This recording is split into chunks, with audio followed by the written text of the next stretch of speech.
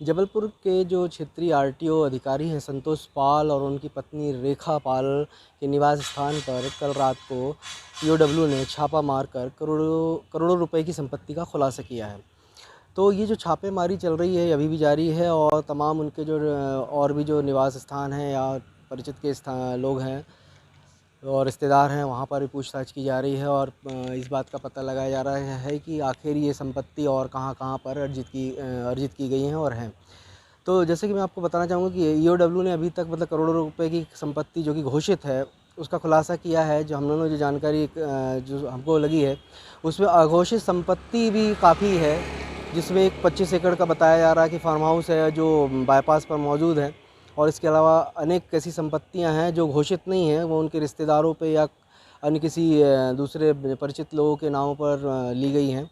तो कुल मिला के ये मतलब जो संतोष पाल हैं ये आरटीओ हैं और यहाँ पर क्षेत्रीय परिवहन अधिकारी के पद पर प्रभारी नियुक्त हैं।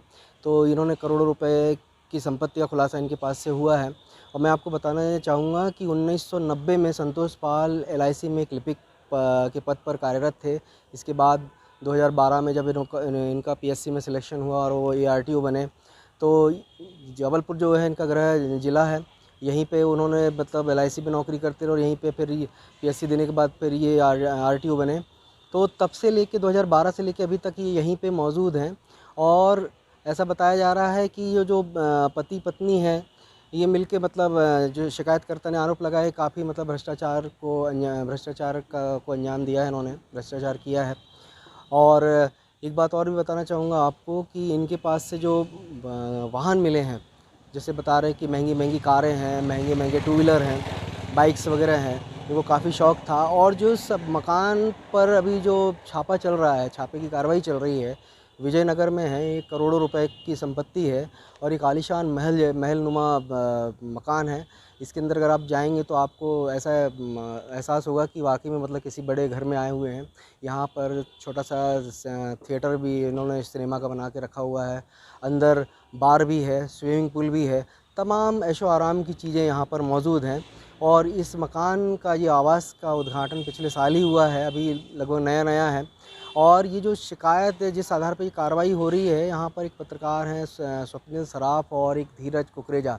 इन्होंने पहले जो लोकायुक्त की विशेष सत्र न्यायाधीश हैं उनके पास शिकायत भी की थी। इसका मामला भी चल रहा था और इसका मतलब जांच के लिए आदेश भी दिए गए रहे। जो जांच अभी ये कार्रवाई चल रही है उसी जांच के आदेश के तहत ही मतलब आदेश के तहत ही की जा रही है।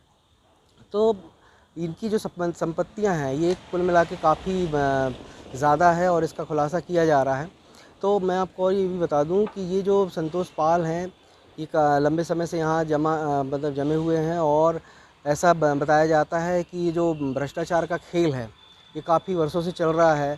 जैसे आरटीओ से लाइसेंस का हुआ या फिर परमिट हुआ या फिर जो इनके जो फ्लाइंग स्काउट जो छापे मारती हैं, यहाँ पर भी काफ़ी विवादों में रहे हैं ये और काफ़ी विवाद इनके ऊपर चलते रहते हैं। तो लेकिन ये जो कार्रवाई है बहुत बड़ी कार्रवाई है और एक चीज़ का और भी बताना चाहूँगा कि इनके जो संबंध हैं बड़े-बड़े मंत्रियों से हैं, बड़े-बड़े अधिकारियों से हैं, तो कहीं न कहीं इसका ये लाभ उठाकर ये सारी चीज़ें चल रही थी। तो ये भी एक जांच का विषय है कि आखिर इनके संबंध कैसे मंत्रियों से, अधिकारियों से थे, इसका भी खुलासा शायद इस घटना के बाद होगा। तो ये जो कार्रवाई चल रही बहुत बड़ी कार्रवाई है और इसका कार्रवाई जो ईओडब्ल्यू कर रहा है, तो आने वाले समय में हो सकता है कि और भी बड़ा इनका खुलासा हो और ये जो घोषित संपत्तियाँ करोड़ की इससे भी ज़्यादा की संपत्तियों का खुलासा हो सकता है। जबलपुर से मंगलेश्वर।